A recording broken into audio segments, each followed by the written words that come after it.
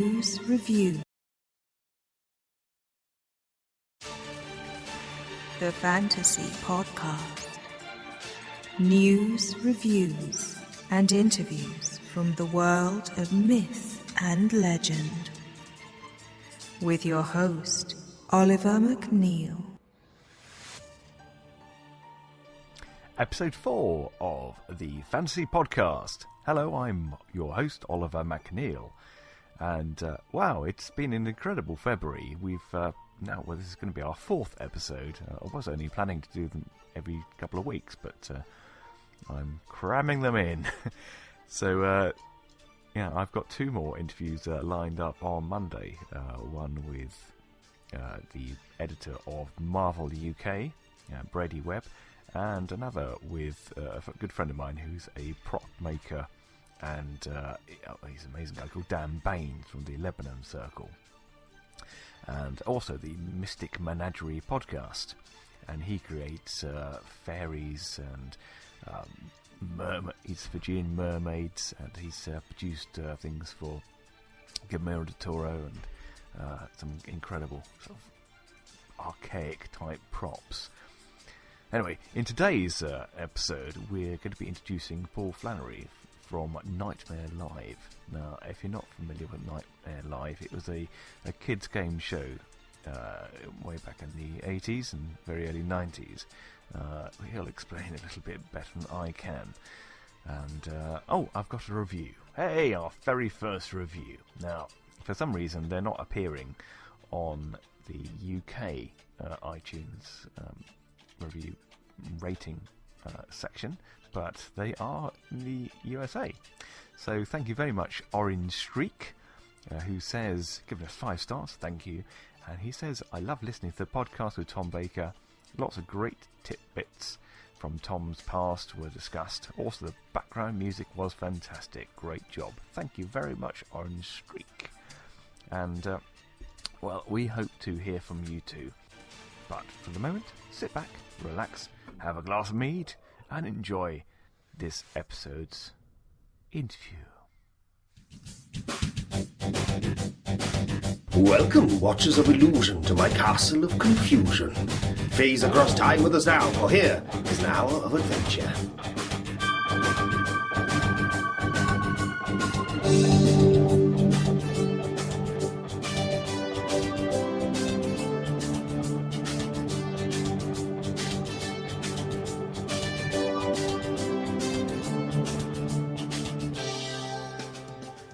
So I'm sitting here with Paul Flannery, who is the co-creator of Knightmare Live.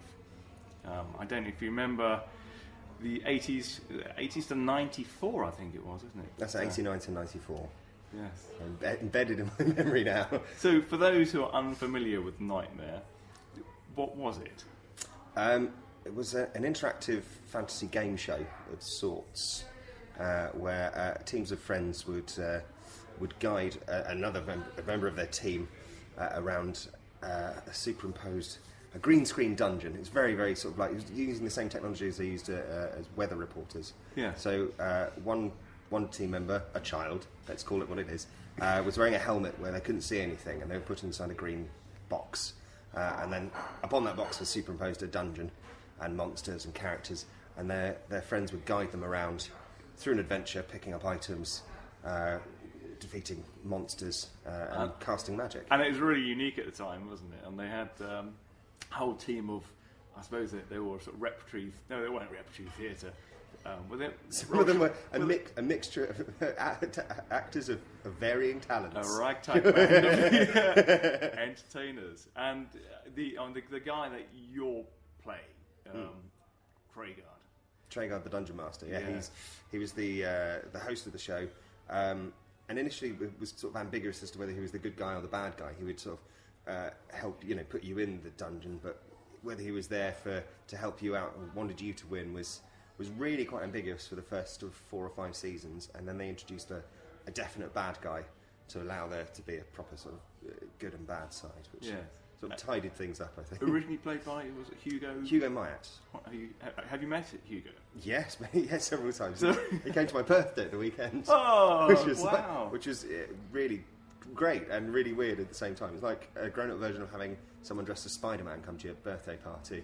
You think it's the real one, but there's like the real Traegon's there. Wow, So goodness me. Yeah. And did you know him before you started your own? Because you're now taking that TV show into the theatre.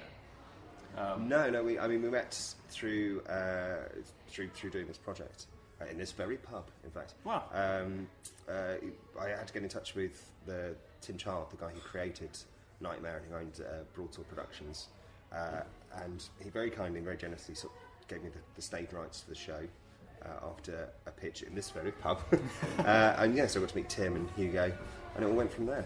Goodness me. And it was a Kickstarter campaign originally, wasn't it? Yeah. It's sort of once I sort of designed the concept of the show, I took to a friend of mine who runs a staging company who builds sort of stage sets and does events, and sort of how much is this? And once he told me, I was like, okay, Kickstarter it is. Wow. So there was a very short period of time, about 12 weeks between starting work on the production, getting a Kickstarter funded, and then starting the Edinburgh Festival with the whole show up and running. It was very touch and go. So that's very quick. And this was it 2003? Sorry, 2013. Yes. 2013. Yes. Wow. Okay, so how did you go about actually writing it? Because it's an interactive show, isn't it? So yeah, it's very strange. Things don't always turn out as you probably scripted it, or do you guide them, or how does it work? It took ages. It's one of those things. Every time people say, "So you're the co-creator," there's tons of people who helped me create this show, and several sort of friends and a couple of my flatmates are both actors and writers, and we sort of sat down and tried to write a script and tried to write a story and a world and build this whole dungeon from the ground up. And then we got Tom Bell came on board to be Lord Fear, and it was he's a very clever guy. Just one day went, "Oh, it's an improv show." Is it? yeah. No, it's this and it's this, and so broke it down, and it became much simpler. And so once you understand the manner of the beast that you have, that it's literally exiting a room 10 times in a row. Okay. And then having an obstacle in each time that's slightly different from the last one. And is it like, because I was interviewing Ian Livingstone the other day, and he has this map on the side of his study, which shows the path through, I think it's Death Trap Dungeon. So if they go one way, it's got to go, the storyline's got to branch off and be told in a completely different way. Do you have that? So if they complete one task or go another through another door, does it change? We had that for about, I think it was about 2 weeks, until we realised, hang on, it doesn't matter which door they go through. They don't know. It doesn't go to anywhere else. Apparently, they did exactly the same thing with the TV show just over the course of a year. Yeah. So it was this, by the second series, if you watch Knightmare again, they've given up on having different routes. They've just gone, well, pick a door. Ooh, which door could it be?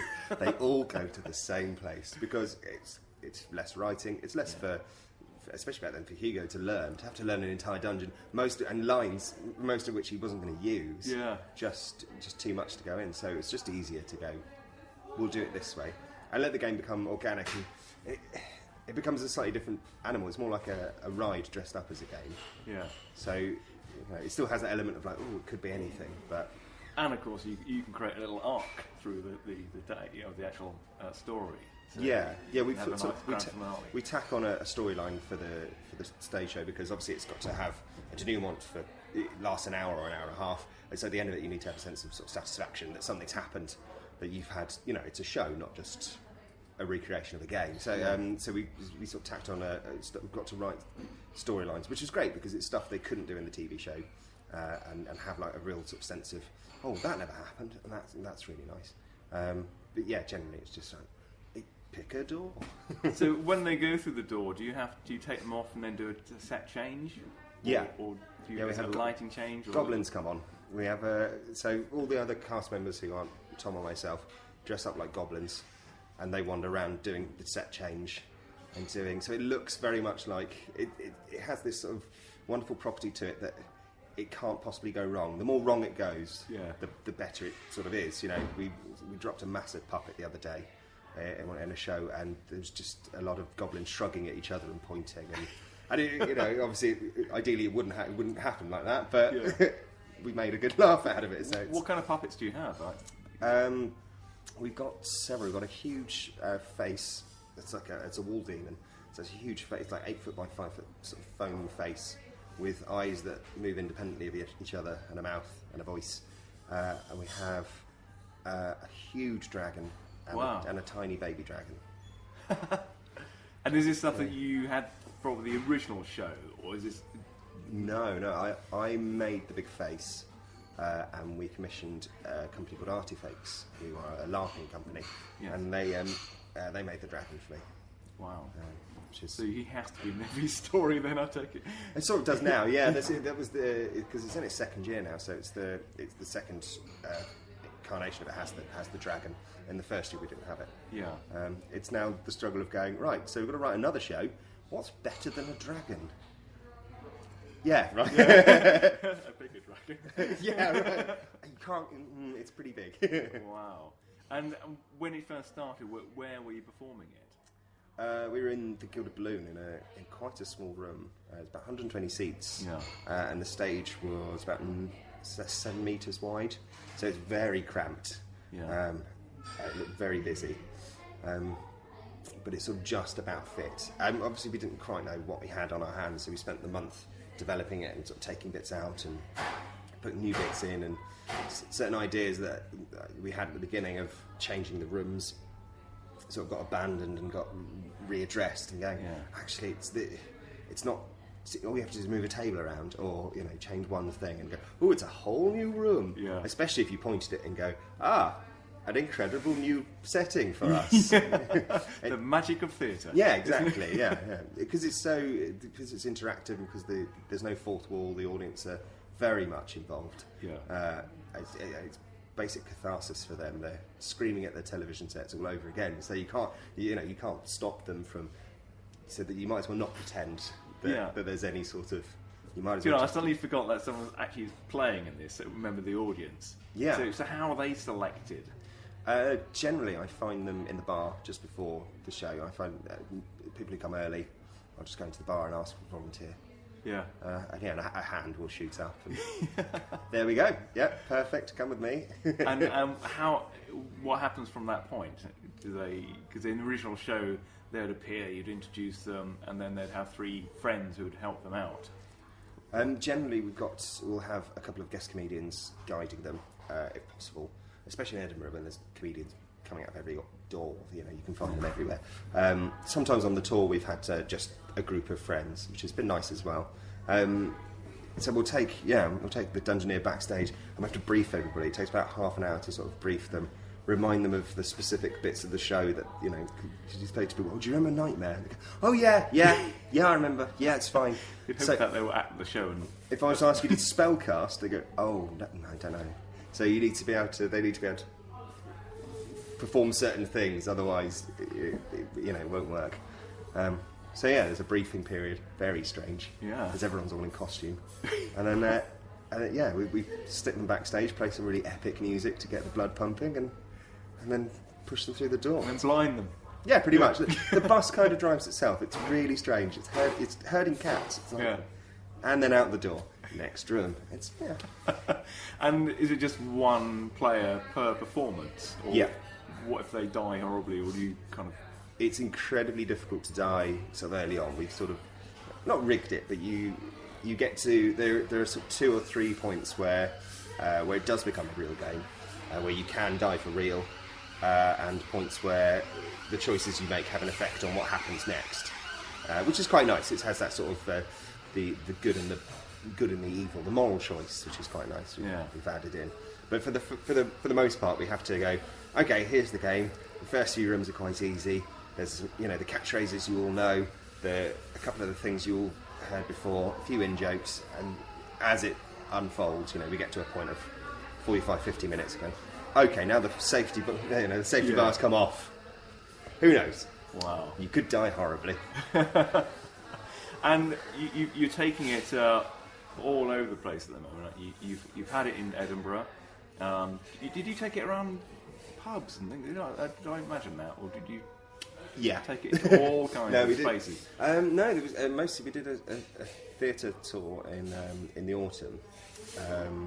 So we did about 12 dates around the UK, which was great fun. We've just done Leicester Comedy Festival, and we've got another 6 dates on the South Bank in London in May, which is going to be fantastic fun. Wow. Can you remember the dates for that? They are every Friday in May, the first Friday in June, and I think the 5th of July we're in Worthing. Oh, fantastic. Oddly.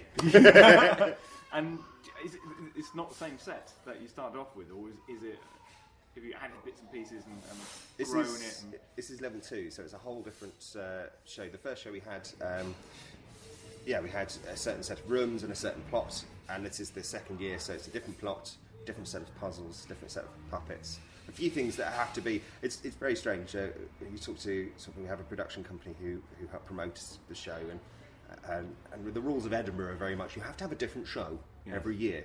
And you go, well, it will be different, but it will be the same as well. You understand that there'll be the same theme tune, characters, it will be. It's just going to be Knightmare. There'll be a lot of the changes will be arbitrary, especially if you're not paying attention. Don't worry, the people who like Knightmare will love this. It's fine. So that's Edinburgh this year. Is it all? No, we're taking a break from Edinburgh this year. Oh, okay. The worry being one of those things is 1, what's better than a dragon? 2, if you take it up 3 years in a row, I think people just expect it every year. Yeah. And I'm not sure I could. Yeah, you could be doing it for life, really. Yeah, I mean, hopefully it will go. It will run and run.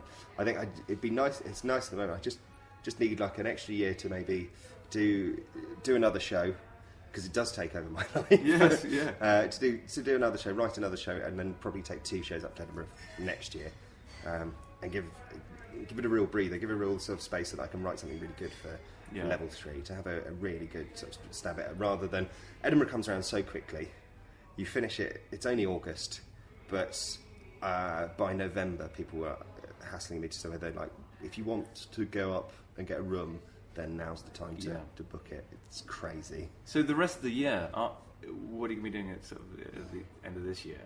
I'm going to hopefully writing a show for the Camden Fringe in August, and developing that. Hopefully some more Knightmare in the autumn, and then sort of preparing for 2016. It's exciting times. It is, isn't it? And could you? How do you think you could take Knightmare? Can you see it perform? I mean, what's the biggest audience it can handle? We had a West End debut last year, which was the end of the tour, which was absolutely fantastic at the Lyric, which was about 1,000 seats. Yeah.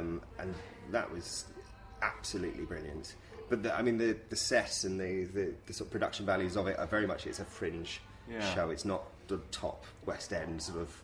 It is slightly rough around the edges, and it is slightly scuffed, and that's great. That's touring theatre. The original was as well. So that's it's part of the charm. It has a lovely charm to it. I think if it was to have, it could be a much bigger production, but I think it would require a lot of investment and a certain jump up in production values. Yeah. That would be the other thing that you could do with it. But I think we can easily do another level 3. I think that's fine. Yeah. Well, in the original, they started with the first 2. They had to be constrained for being inside the dungeon because the computers wouldn't handle it otherwise. It could only render like 50 feet ahead of you. And I think in the third and fourth they started doing outdoor shots. Because I saw the other day where my studio is in Bodiam, and they were using Bodiam Castle. They had a helicopter flying over, and they had the dragon. That's it, yeah. In front of it. Yeah. And they landed down onto there, and they were doing.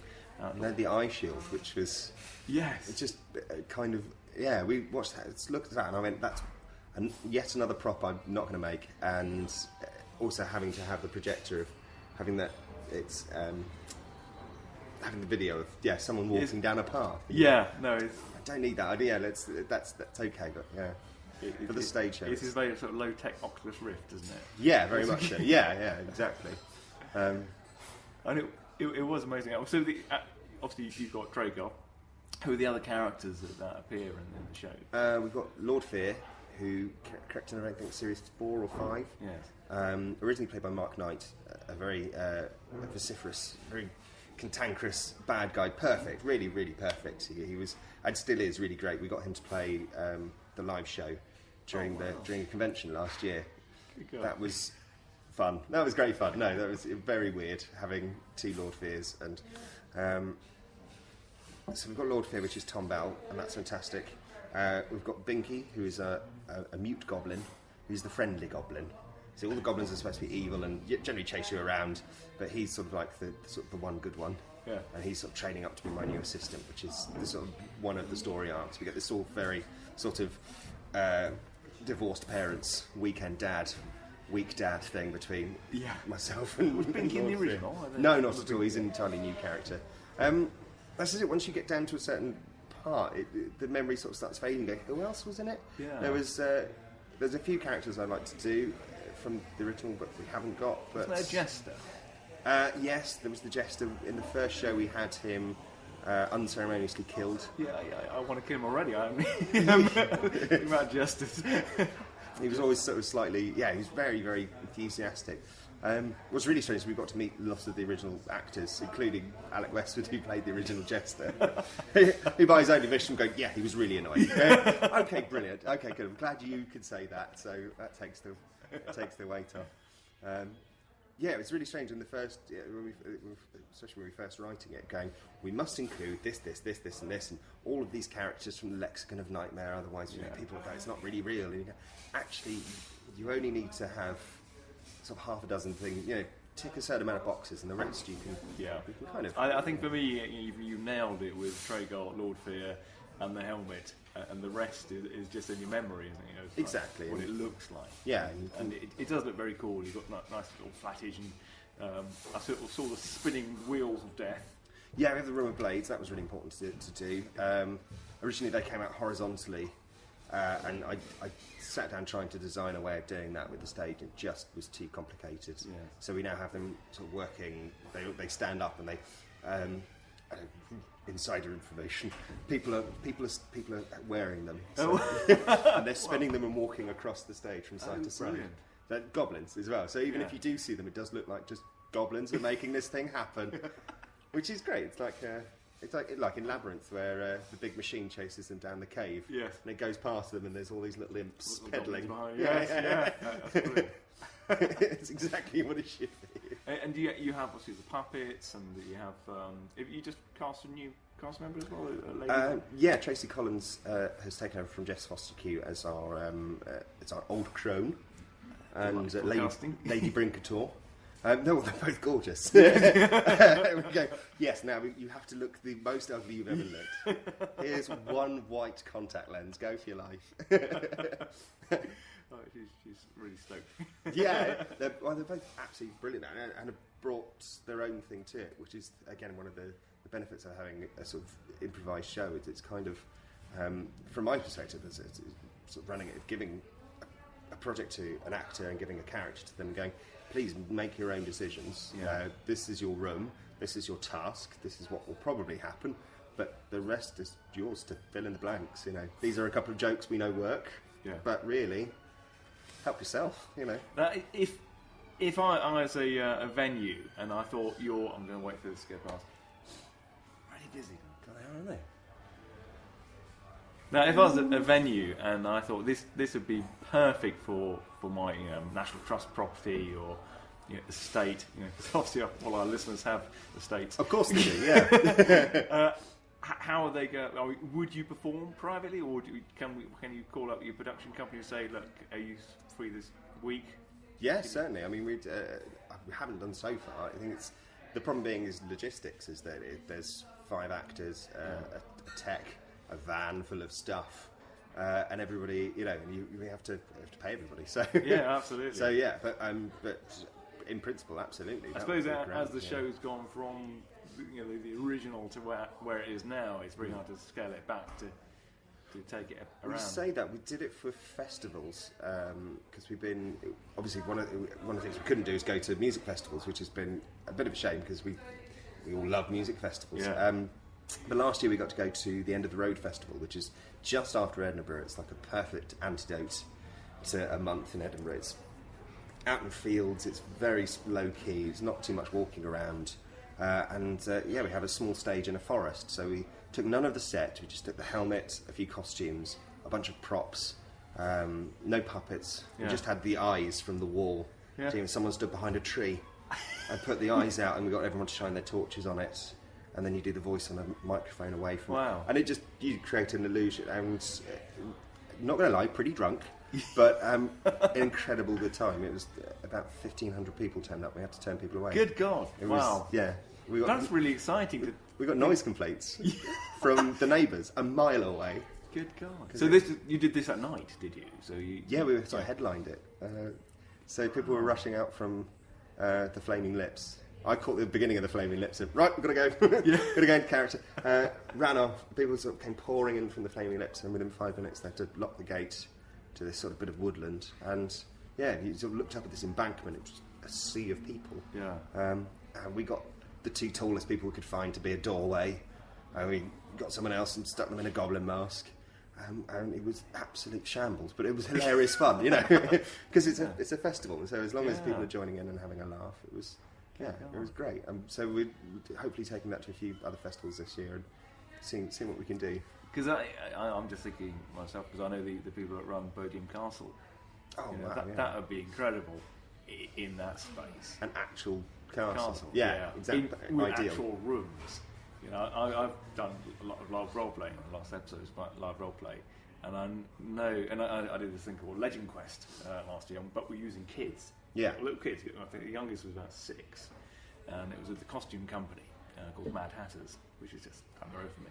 And we had our group of actors. We had someone leading them through this kind of little assault course kind of thing. But we had walls, we had things I had to climb under. We had the troll, and had to come across.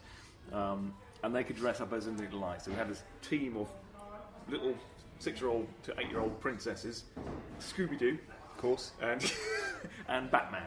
Brilliant. Yeah. And we had this very heroic guy in front of him called Errol, who was like, go on, and they loved it, they adored it, and we had this incredibly scary sort of undead zombie at the end, which they just scared the hell out of them, but they really. That's it. Really Kids love being scared. Yeah. It was, very famously, the original Knightmare received. Some people sort of complained, going, "It's very scary." I think Mary Whitehouse got wind of it and heard that children were being killed in the television show, and said, "Well, this is clearly not, clearly not acceptable." And then watched an episode and took back her comments and went, "I apologise wholeheartedly. It's brilliant." Because kids love being, it's great. Yeah, they do. It was really hard as well. I think I was terrified of that. I don't remember. I know it was on for a few years, but I don't remember anyone ever winning it. I know people did, but I never watched the episode myself. Very seldom. It was the playground legends, wasn't it? Of going, I saw someone win it the other night. You didn't. No. My dad's got a pirate video of someone winning it, from America or something. It was always that sort of. The first series, no one won. No one won. No. It was an extraordinary way to. Absolutely great. No, none of you were good enough. Yeah. Have you? Obviously, you've never played it yourself, have you? No, that's weird. Yeah, no, never have. No, I obviously put the helmet on when I was building it, but I very rarely get to try it. So do you have an understudy? Not officially. There's a friend of mine who I know would very much fit the role and would dearly love to do one if I asked him. I think at some point it'll be inevitable that I'll. Yeah. Could you call up Hugo and get him to reprise his role? Potentially. Well, he did a cameo at the West End show. It was possibly the single greatest thing I've ever seen on stage. Wow. I've ever witnessed on stage and been there for. It's fantastic. We wrote a small cameo scene for Hugo, so I'm trapped somewhere on my own, sort of lamenting my situation, and a hooded figure comes and you can't see his face, and he said about 3 lines, I think, and in each one you can hear people in the audience sort of catching on and going, "Is it? No." It's like your team scoring a goal live, go, huh? And he pulled the head back and the whole place just erupted for about a minute and a half. like absolutely a minute and a half, and that's a long time to stand there saying nothing, or people chanting Treguard and just like huge standing ovation. It's amazing how these things touch people, isn't it? From the 80s and 90s, the nostalgia TV and games. Knightmare is definitely one of them, which is absolutely massive.